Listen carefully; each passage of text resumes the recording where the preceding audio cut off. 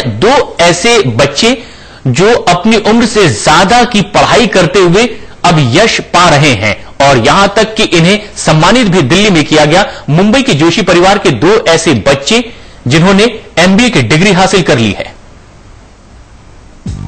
बच्चों के साथ मैदान में खेलते नील और दीप बिल्कुल सामान्य छात्रों से लगते हैं, लेकिन इनकी गिनती कम उम्र में एमबीए की डिग्री हासिल करने वालों में से है, जिसके चलते इनका नाम Limca book of world record में दर्ज है।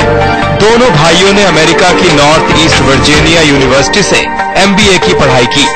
इसके अलावा 14 साल का नील और 12 साल का दीप जोशी कांदीवली के ठाकुर विद्या मंदिर के छात्र हैं और वहां से सामान्य शिक्षा भी ले रहे हैं।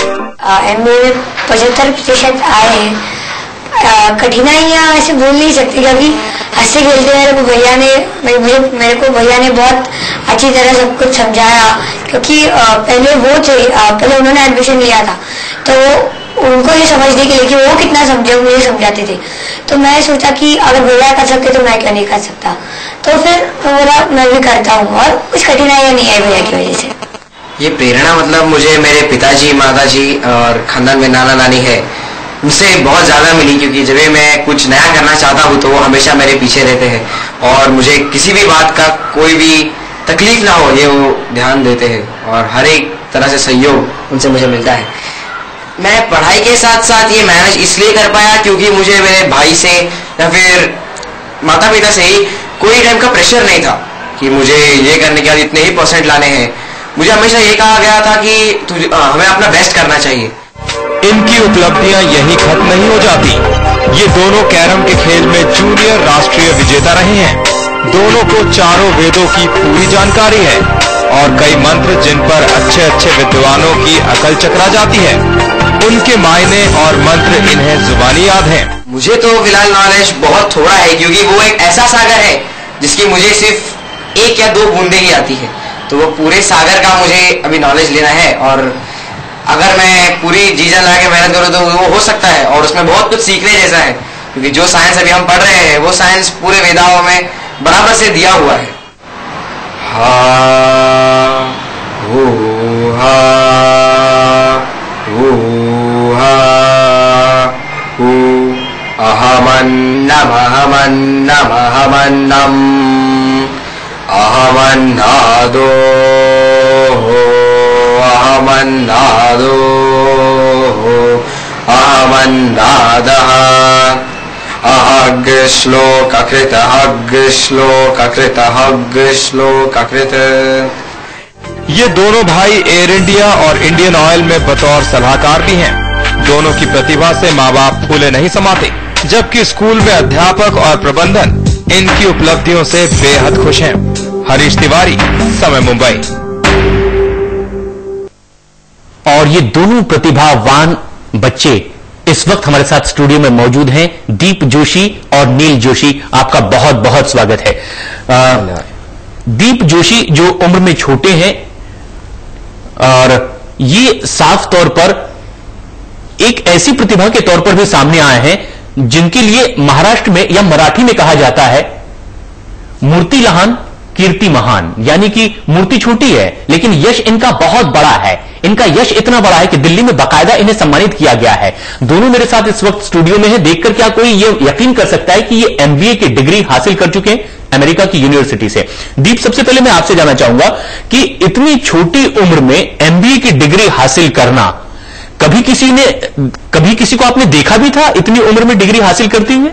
देखा तो नहीं था, पर अभी आप देखेंगे कि रिलायंस के धीरूभाई अंबानी ग्रुप जो है वो उन्होंने बहुत कुछ ज्यादा किया है देश के लिए, तो मैं सोचा कि अगर वो कर सकते हैं तो मैं क्यों नहीं। लेकिन इतनी उम्र में करने का कैसे सोचा? क्या ये तुम खुद प्रेरित थे या माता पिता, तुम्हारे जो बुजुर्ग घर में, उन्होंने प्रेरित किया ऐसा सब करने? नहीं, ऐसा तो नहीं है, पर उन्होंने प्रेरित किया। जब मैंने पूछा, मुझे चलो बहुत ही छोटी उम्र में कुछ अलग करना था। सब बच्चे खेलते हैं, कैरम खेलते हैं, पढ़ाई करते हैं, स्कूल जाते हैं, मैं भी वही करता, पर मुझे थोड़ा सा कुछ अलग करना था। ये थोड़ा सा अलग तो तुमने किया, लेकिन नहीं लगता कि ये बड़ा अकल्पनीय है? लोग तो कल्पना भी नहीं कर सके। इसको साकार करने में कितनी बड़ी दिक्कतें तुम्हें आई? दिक्कतें नहीं आई, क्योंकि सबसे पहले मेरे भैया ने मेरे सेमेस्टर दी। ओके। तो फिर तभी अगर देखा जाए तो वो एक एक चैप्टर मुझे समझाने लगे, जो भी है principles and practices of management में एक एक चैप्टर मुझे समझाने लगे। तो वो जैसे समझाते थे वैसे मैं ग्रास्प करने लगा। तो बाद में मुझे समझ में आया कि अगर भैया इतना सब कुछ कर सकते तो मैं क्या नहीं कर सकता, क्या प्रॉब्लम हो सकती है, जो भी होगा देखा जाएगा। तो मैंने मम्मी डैडी से कहा कि मुझे MBA करना है। उन्होंने बोला तुम जाओ, हम तुम्हारे साथ हैं। जी, तो दीप ये बताएं उम्र कितनी है अभी? मेरी 12 साल उम्र है। और कौन सी क्लास में पढ़ रहे हैं? 7th standard. 12 साल के हैं ये, 7th स्टैंडर्ड में पढ़ रहे हैं, लेकिन 2 साल बड़े हैं इनसे इनके बड़े भाई नील जोशी। नील ये बताएं कि दीप ये कह रहे हैं कि तुमसे भी मार्गदर्शन इन्हें मिलता रहा है, बहुत सारी चीजें तुमने इन्हें बताई है, लेकिन तुम्हारी उम्र भी बहुत ज्यादा नहीं, तुम 9वीं कक्षा में पढ़ रहे हो और MBA की डिग्री हासिल कर चुके हो। अगर तुम इनके मार्गदर्शक हो, तुम्हारे मार्गदर्शक कौन थे इस विषय में? मैनेजमेंट के तौर पे मेरे मार्गदर्शक मेरे पिताजी हमेशा से रहे हैं, क्योंकि पिताजी बहुत ही अच्छे तरह से हमें सिखा सकते हैं, क्योंकि वो सिविल इंजीनियर है और उन्हें 22 साल का एक्सपीरियंस है। तो वो एक्सपीरियंस से ये हमें जो पढ़ाते थे वो हमें एकदम आसानी से समझ में आता था। जैसे आप लेमैन्स लैंग्वेज बोलते हो तो एकदम इजी लगता था हमें। तो उनके कारण मैं समझ पाया, और जब पापा ऑफिस जाते थे तो मैं इन्हें समझाता था, तो इसकी वजह से इन्हें कोई प्रॉब्लम दिक्कत नहीं हुई। बिल्कुल, हम अपने दर्शकों को एक बार फिर बता दें, 2 बेहद प्रतिभावान बच्चे इस वक्त हमारे साथ स्टूडियो में मौजूद हैं, दीप जोशी और नील जोशी, जो बेहद कम उम्र में ही MBA की डिग्री हासिल कर चुके हैं अमेरिका की यूनिवर्सिटी से। दीप, अब ये आप बताएं कि क्या सिर्फ पढ़ाई ही तुम्हारा शौक है कि MBA की डिग्री हासिल करना, या साथ में जो तुम्हारी और पढ़ाई चल रही है ये किस तरीके से तुम कर पा रहे हो? टाइम मैनेजमेंट हम लोग के MBA में बहुत इंपॉर्टेंट है। टाइम अगर हम मैनेज कर पाए तो हम दुनिया की कौन सी भी चीज हासिल कर सकते हैं। एक बार बस हम लोग अपना टाइम टेबल लिख ले और अपने आप में याद हो जाए कि मुझे ये टाइम पे पढ़ाई करनी है, ये टाइम पे सोना है, नीचे खेलना है, क्रिकेट खेलना है, सोना है। अगर ये सब हम नोट करें और अगर हम उस पर थोड़ा सा ध्यान देना तो बहुत अच्छी तरीके से पढ़ाई वगैरह मैनेज हो सकती है। MBA के अलावा मैं कैरम खेल रहा हूँ नेशनल लेवल पे, अंडर 12 नेशनल चैंपियन हूँ, अंडर 12 बॉयज का। तो वहाँ वो मैच अकोला में हुई थी। और ये नेशनल चैंपियन भी है। सिर्फ इतनी सी उम्र में ये इतनी प्रतिभा संजोए हुए हैं अपने साथ। नील, आप बताएं, आप बड़े भाई भी हैं इसके, भले ही 2 साल आप बड़े हों, किस तरीके से इन तमाम चीजों की शुरुआत तुम्हारे घर में हुई है कि तुम इनके मार्गदर्शक बन सके, और कौन कौन सी ऐसी चीजें जो तुम आगे और करना चाह रहे हो, जिनकी तुम पढ़ाई करते हो या फिर कोई दूसरी विधाओं से जुड़ी? मैं इनका मार्गदर्शक करने लगा वो तो बहुत पहले से नहीं था, अभी जस्ट रिसेंटली हुआ, क्योंकि मुझे भी इतना नॉलेज नहीं था। जैसे पापा मुझे नॉलेज देते गए तो मैं इन्हें नॉलेज देता गया, क्योंकि ज्ञान देने से बढ़ता है, क्योंकि ज्ञान खुद पे रखेंगे तो फिर हमारे साथ वो ज्ञान खत्म हो जाता है। पर अगर हम इस देश को, पूरे देश को ज्ञान बांटते जाए ईच वन टीच वन के माध्यम से, तो सभी लोग को वो ज्ञान प्राप्त हो सकता है। और मैं आगे जाके हमारे भारत देश की इकोनॉमी, जो फिलहाल बहुत अच्छी स्थिति में नहीं है, उसे अच्छी स्थिति में लाने की पूरी कोशिश करूंगा। दीप, ये बताएं, इकोनॉमी की बात चलती है, MBA तुमने किया है, क्या समझ में आ रहा है इतनी बड़ी उम्र में कि राष्ट्र की इकोनॉमी को ऊपर ले जाने की बात तुम्हारे बड़े भाई करते हैं? तुम कुछ समझ पाए हो इस बात से? कुछ करने की कोशिश, तुम्हारी इच्छा, तुम्हारी समझ क्या है इस विषय में? हाँ, सब लोग बोलते हैं पढ़ाई करूंगा, US जाऊंगा, पर ये नहीं सोचते कि जिस देश में हमें ज्ञान मिल रहा है उस देश के लिए कुछ करें। मुझे ऐसा लगता है कि अगर मैं MBA या PhD करूं तो फिर मुझे अपने देश को ये सब देना चाहिए, क्योंकि अभी आप देखेंगे तो भारतीय इकोनॉमी लेवल बहुत ही नीचे जा रहा है, वो ठीक तरह से नहीं चल रहा है, फाइनेंस में बहुत प्रॉब्लम्स आ रहे हैं। तो फिर वहाँ मुझे कुछ करना है। यानी इतनी सी उम्र में तुम्हें ये समझ रहा है कि कुछ बेहतर करने की गुंजाइश है अभी इसमें। तुम थोड़े बड़े हो नील, ये बताओ कि तुम ज्ञान की बात कर रहे हो कि ज्ञान हासिल करना है, शिक्षा लेनी है, क्या समझते हो ज्ञान का मतलब क्या? ज्ञान मतलब जो हमें हमारी आगे की जिंदगी में किसी और चीज को बेहतर बनाने में जो काम आता है उसे ही ज्ञान कहते हैं।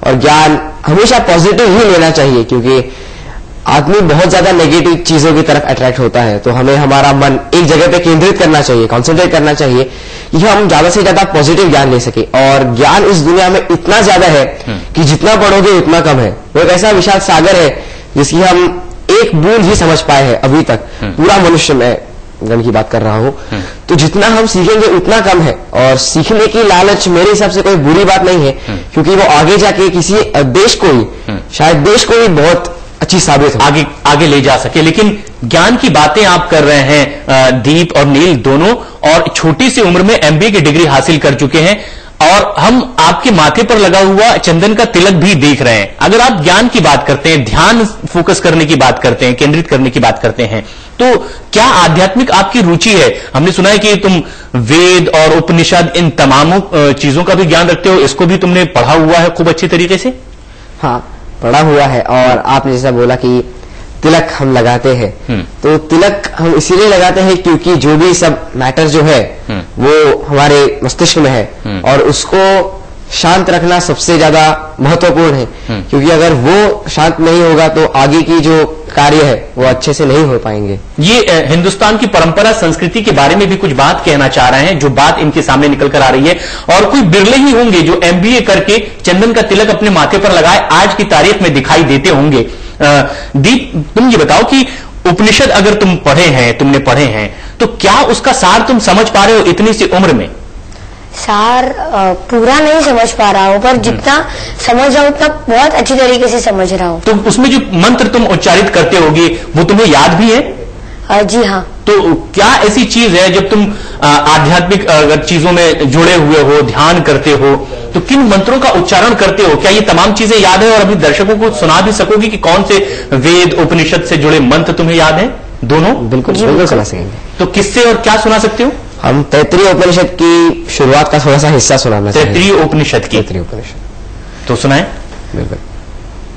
हरि ओम शन्नो मित्रः शं वरुणः शन्नो भवत्वर्यमा शन्न इन्द्रो बृहस्पतिः शन्नो विष्णुरुक्रमः नमो ब्रह्मणे नमस्ते वायो त्वमेव प्रत्यक्षं ब्रह्मासि त्वमेव प्रत्यक्षं ब्रह्म वदिष्यामि ऋतं वदिष्यामि सत्यं वदिष्यामि